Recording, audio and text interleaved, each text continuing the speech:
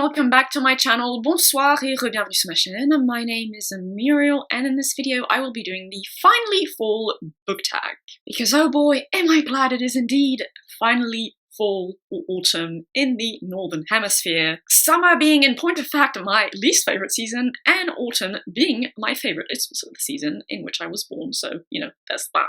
So let's jump straight into the questions. Starting with question number 1, in fall, the air is crisp and clear. Name a book with a vivid setting. For this tag, I'm going to try and only name books I've actually read this past year. So for this question, I'm going to go with City of Saints and Madmen and or Shriek and Afterward by Jeff Vandermeer and Perdido Street Station by China Mieville. All three of those books center around a very vivid urban setting, and I would even argue that the city itself is kind of a setting character, and the descriptions provided by the authors make this setting come alive in a very vivid fashion, which isn't always the greatest of things because those settings are also oftentimes creepy and gross and worrisome, etc, etc. But they're great examples of what you can achieve with urban fantasy. Question number 2 asks, nature is beautiful. Indeed it is, but also dying.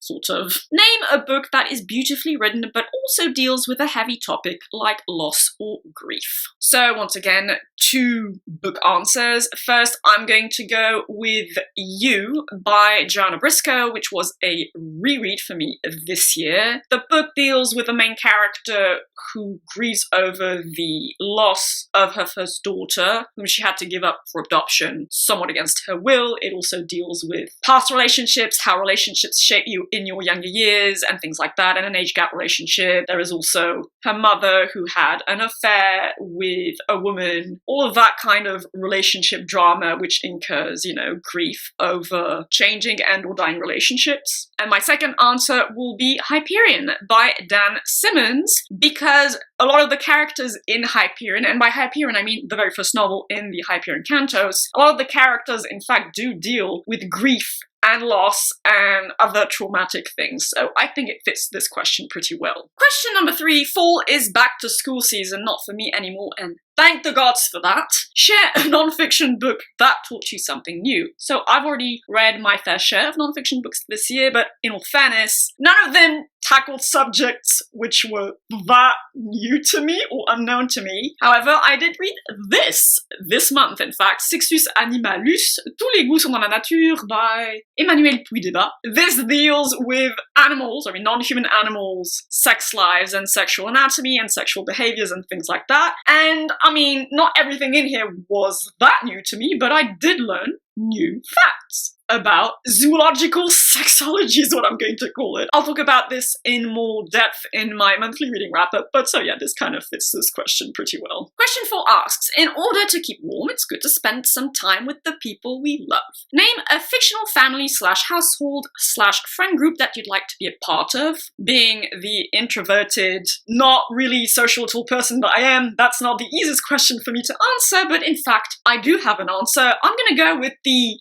found family group you have in the brilliant, magnificent Winnowing Flame trilogy written by Jen Williams. I have talked at length about this trilogy in a rave review you can check out if you wish. And in that review, I did talk about this beautiful found family of, you know, main characters that you find in that trilogy. So I'm going to go with that one because it is made up of some wonderful and interesting and probably intellectually stimulating characters were I to meet them in real life. So yeah, definitely that one. Question number 5. The colourful leaves are piling up on the ground. Show us a pile of fall-coloured spines. So I'm not going to show you a pile of books, but I do have a few items which fit this prompt. First, we have The Hound of the Baskervilles by Sir Arthur Conan Doyle in the Penguin Library edition. It's the colour of pumpkin, basically. I mean, it doesn't show pumpkins, but green and deep orange.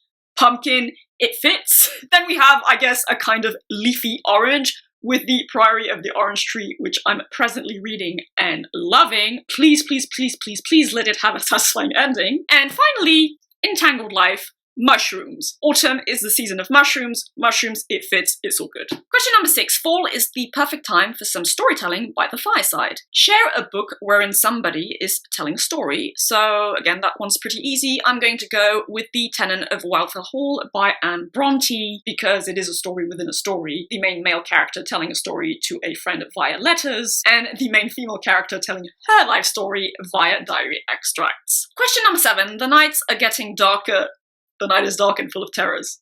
Share a dark, creepy read. So for this, I'm going once again to have 2 book answers. First, I'm thinking of Ending Things by Ian Reid, which is a very well written, quite thoughtful psychological thriller. And I mean, it did creep me out pretty significantly, so that definitely fits. And I'm also going to go with another Jeff Vandermeer, Venice Underground, which I read this past month. I mean, again, it's Jeff Vandermeer, it's weird fiction, but I mean, Venice Underground has extremely disquieting descriptions of very not nice things happening underground, as you might have guessed. Question number 8 asks, the days are getting colder. Name a short, heartwarming read that could warm up somebody's cold and rainy day. So I don't really do heartwarming reads as a general rule. However, this year I did read The Book of Dragons, and in this anthology there are 2 short stories that definitely fit this prompt, which I really, really enjoyed. So we have Pox by Ellen Klages, which isn't really that heavily speculative in nature. It's magical realism more than anything else, but that was a really heartwarming story which referenced Ursula K. Le Guin and, you know, the books of Earthsea and a little dragon pet type thing. And then you have the short story Hoard by Shannon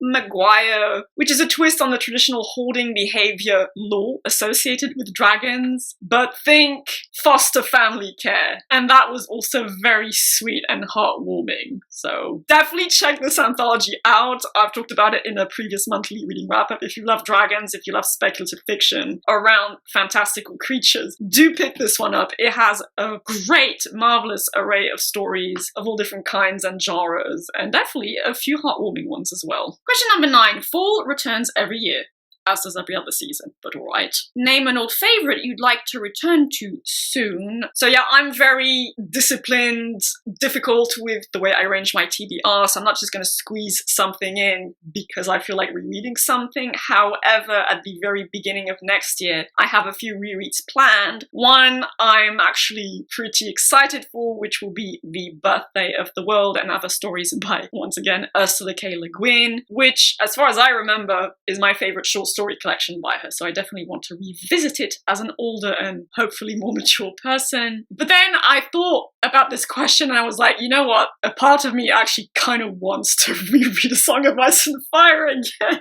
Not sure I will, but a little part of me definitely wants to. And finally, question number 10. Fall is the perfect time for cozy reading nights. Share your favourite cozy reading accessories. I don't really have reading accessories unless you count bookmarks, but I'm pretty sure that's not what the question has in mind. I'll basically insert a picture of my reading couch, which has 2 very fuzzy, comfortable wool blankets and a pillow for my back. It all makes up a lovely little nook to read in, and yeah, it's a very comfortable little place. So that concludes this tag. I'm not going to tag anyone. If you want to do this tag, knock yourselves out. But in the meantime, I hope you all have a lovely day, evening, or whichever time of day you prefer. Take good care of yourselves, and I shall see you again fairly soon in another video. Bye-bye.